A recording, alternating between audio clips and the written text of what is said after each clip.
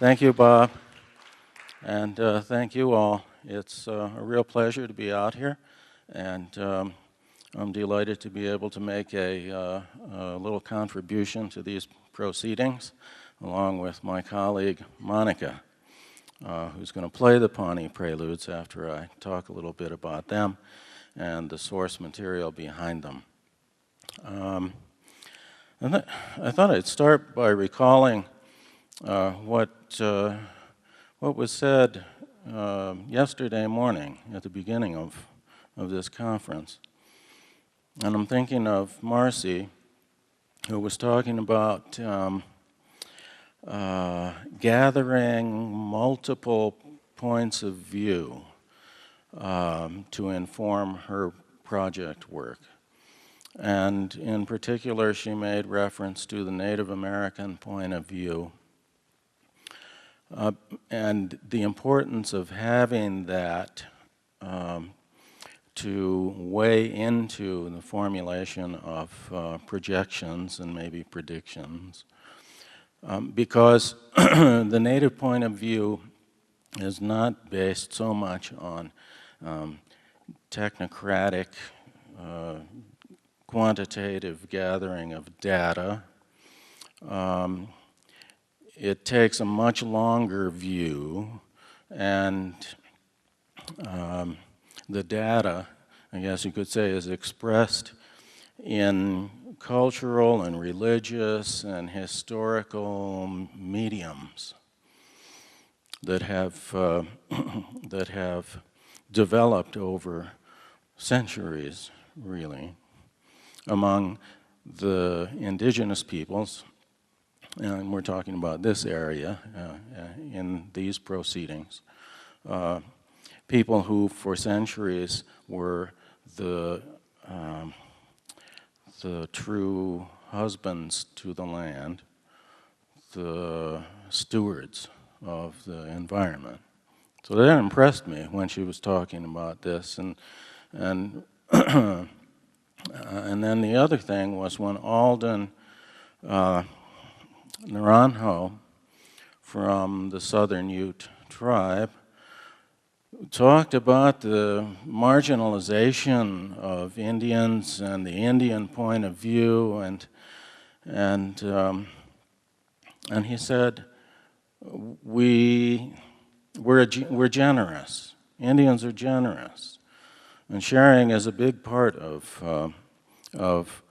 the Indian ethos. But we also would like to be acknowledged. That we would like to be acknowledged for our presence and for our contribution to the human community.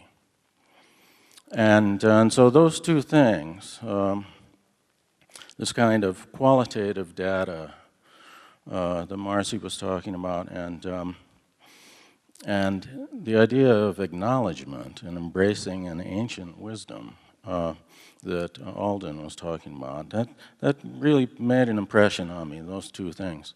So I thought I would start there, because I've been involved for a long time now with Native American studies, and of course, being a composer and a musician, with the music in particular. God, it was in the early 1980s, I think, that I wrote this piece or set of pieces that Monica's going to play, the Pawnee Preludes. And at the time, I felt that by engaging in a creative response to authentic American Indian melody, I would be acknowledging the native presence, and I would be honoring, recognizing and honoring the tradition that these melodies came from. And one of the things that really caught my attention going through different melodies of numerous tribes were these Pawnee tunes, and there was just something about them that engaged me creatively. And we don't have a whole lot of time today to speak technically about all the musical aspects of these Pawnee tunes, but I thought I'd make maybe two observations at least to start off. As I said, these preludes and other works that I've done that are in this vein acknowledge and honor native traditions and native presence. And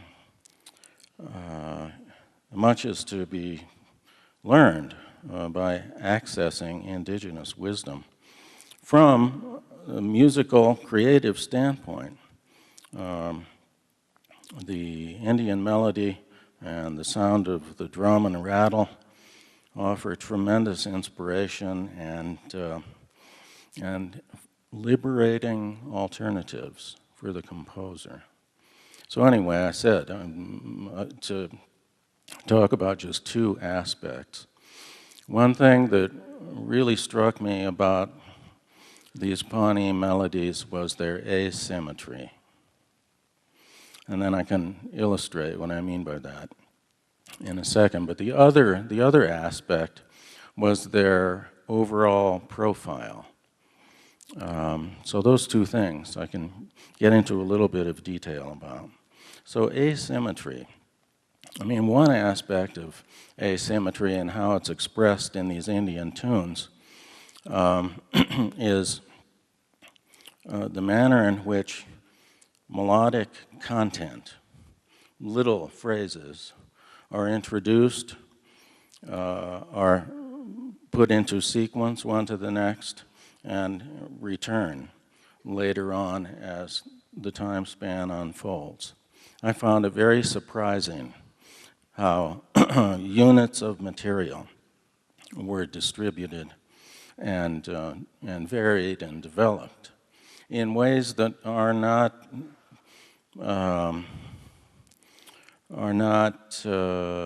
found readily in the tradition that I come from, which is the classical music tradition, and also the jazz tradition, which is based so much on standards. So another thing was, reflecting on asymmetry, just the variety of note durations and their positions in terms of highs and lows. There might be a rush of notes, so you have a condensation of information, musical information, and then suddenly there'll be a long note. And you never know when these two elements are going to follow one another. And for me, as a composer, this was very interesting. Another aspect of asymmetry is rhythmic, actually. And I mean, if you think about Western music, the greater percentage of Western music, it's very symmetrical in its structuring. So just think of the Blue Danube Waltz. And what do you have? Ta-dee-ya-da-dum, beam, beam, bum, bum. Ta-dee-ya-da-dum, beam, beam, bum, bum. Ta-dee-ya-da-dum, beam, beam, bum, bum. Ta-dee-ya-da-da, beam, beam, bum, bum.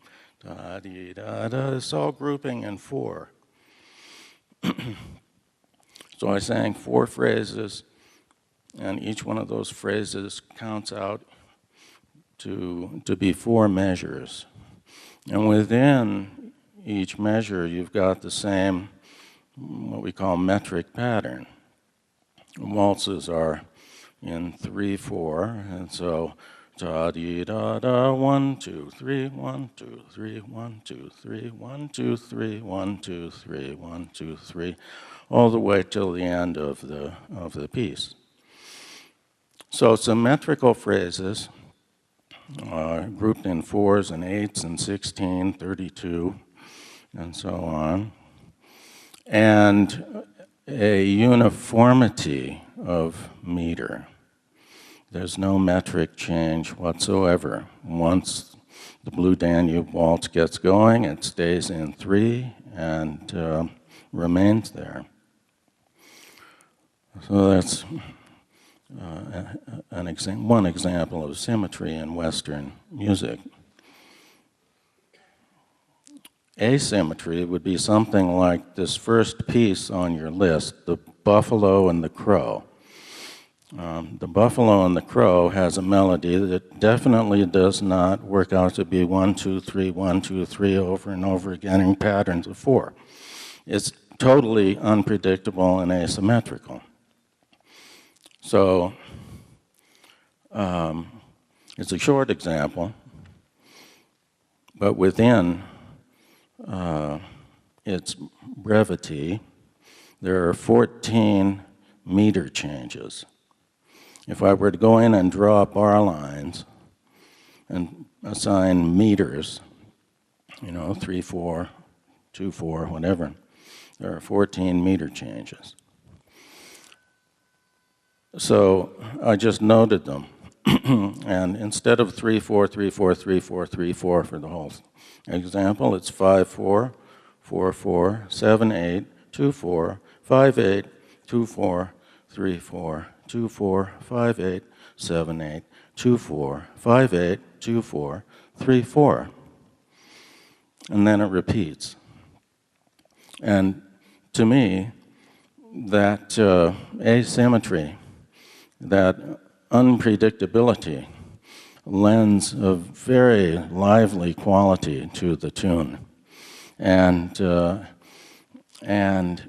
creates so much interest within it that it bears repetition and almost invites repetition, because it's going to take you several times through to figure out what the rhythmic structure is up to. And then I was talking about melodic profile. So often in Western music, the design of a melody is in an arch form. So the tune will start kind of mid or low register, and then gradually, measure by measure, it rises until it hits a peak.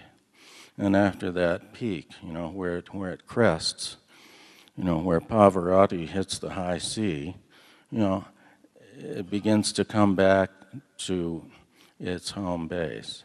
It makes a nice arch design. What you find in the Pawnee melodies and in pretty much all Plains melodic design is that the melody starts up in the high register and then makes a slow descent, phrase by phrase, downward to the ground tone. Then it goes back and repeats. And so there's always this downward slope. And you can hear this in the Buffalo and the Crow. I think maybe I'll play that right now. So on your list of the preludes there, the Buffalo and the Crow is number 1. This recording was made almost 100 years ago on a wax cylinder machine. You can hear the cylinder cranking around on it. The singer was, at the time of recording, already very old, so the voice is not as robust as it would have been in his prime. And because the recording was made under sort of artificial conditions, the drum accompaniment that would ordinarily go with a song like this is not there. So this is purely a melodic example that you're going to hear. So the buffalo and the crow.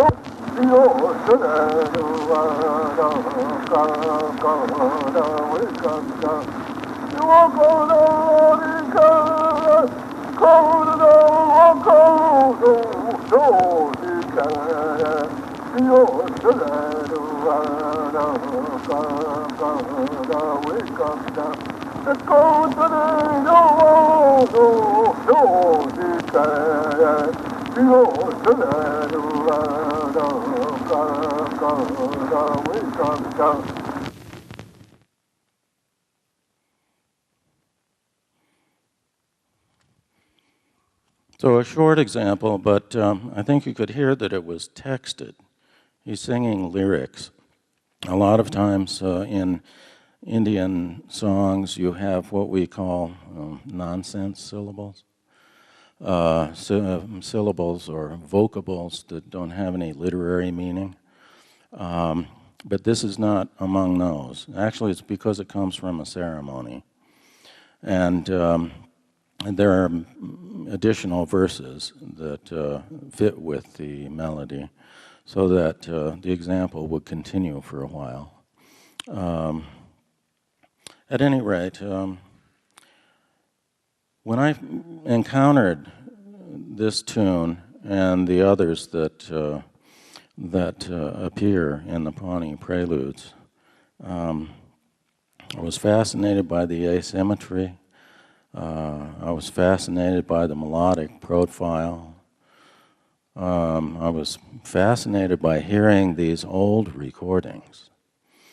I mean, this song coming from a ceremony already is an indication that the tune, when Wichita Blaine sang it, was probably already at least 100 years old, maybe 200 years old. So we could talk about old growth music, maybe, you know. Because, I mean, at the time the ethnographers went out to attempt to document Indian life and Indian ceremony, when they came upon the Pawnee, they were amazed at how elaborate and complex the Hako ceremony was, for instance.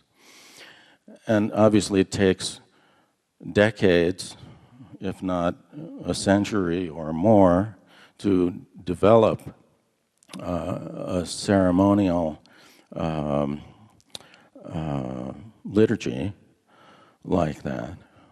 So we're talking about material that really does date back a long way. That fascinated me. So in my response to this melody and the others in the set, I was trying to create a sonic environment on my instrument, which is made out of trees. So at least 6 different trees contributed to this here.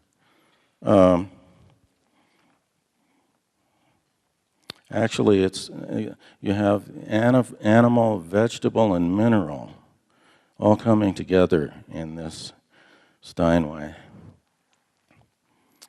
You've got an iron plate in there. You've got metal strings.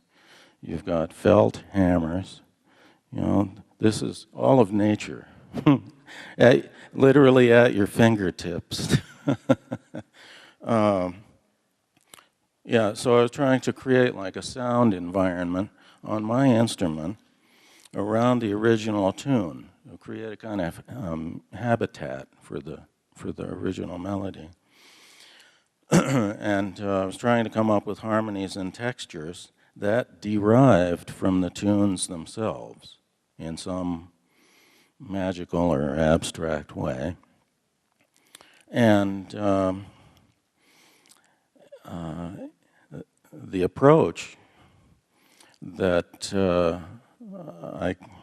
I kind of took from one prelude to another was also something very ancient.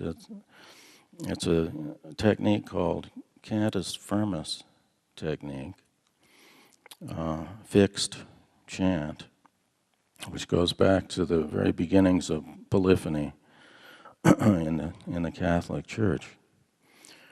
And to describe this briefly, the composers in the medieval period would excise a snippet of Gregorian melody, and they would use it as the backbone for a more complicated composition involving multiple parts.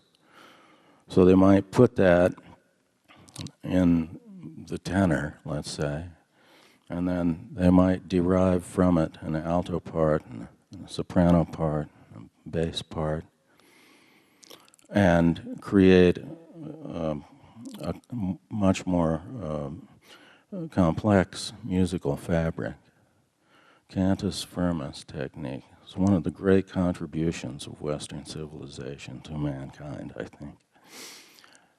So I did this with the Pawnee melodies. And in one way or another, every one of these little preludes is an example of cantus firmus technique. You could also make an arboreal analogy to cantus firmus technique. Bob's already figured it out. But the cantus firmus is like the trunk of the tree. And the parts that you add, these are the limbs and the branches, and then the ornaments are the leaves. And it's very organic in concept. A lot of ties to nature. But anyway, the idea was to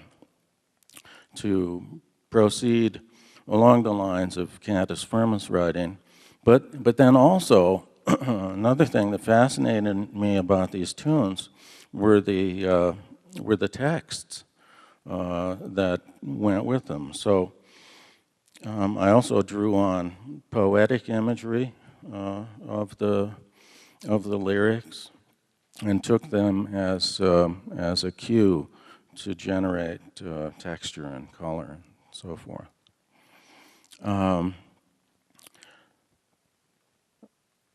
Another of the melodies that I do have a sound example of is number 6 here, How Near Is the Morning. This is from a night vigil,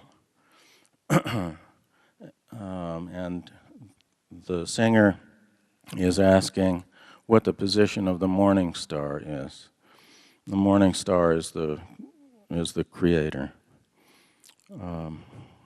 And you'll hear in this the same kind of vocalization and also that descending pattern that I was talking about. How near is the morning?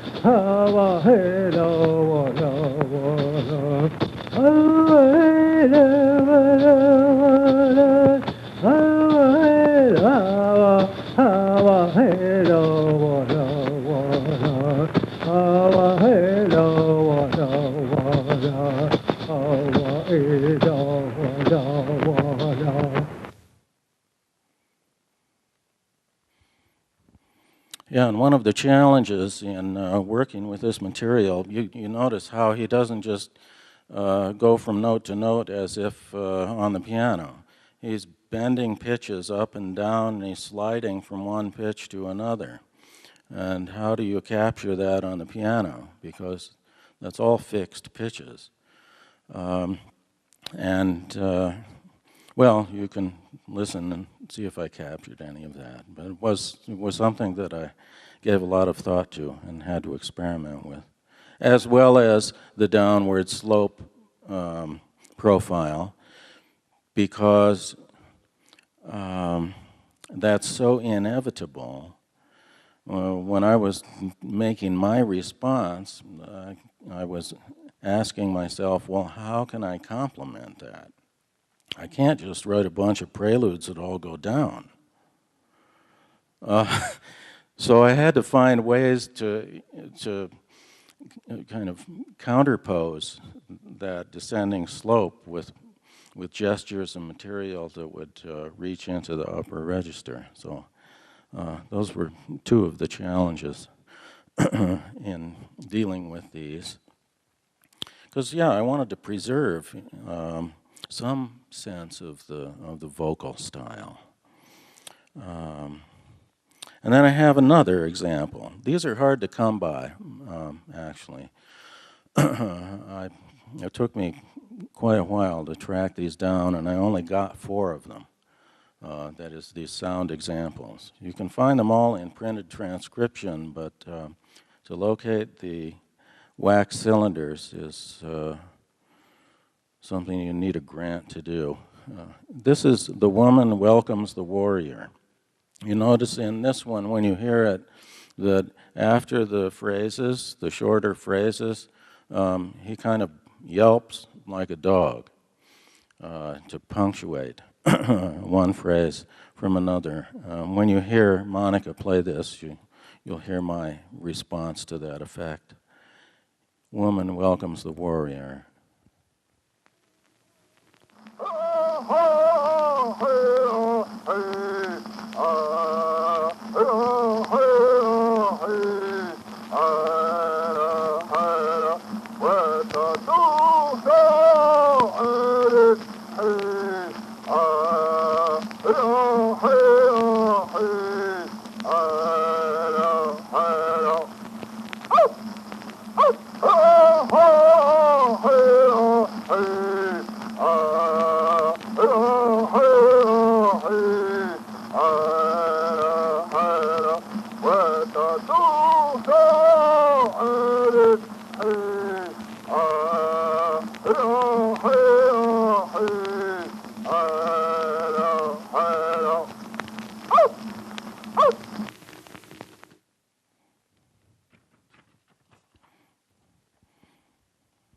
Okay, so I mentioned that the texts and the stories had an influence on what I did, and you have the list of titles here.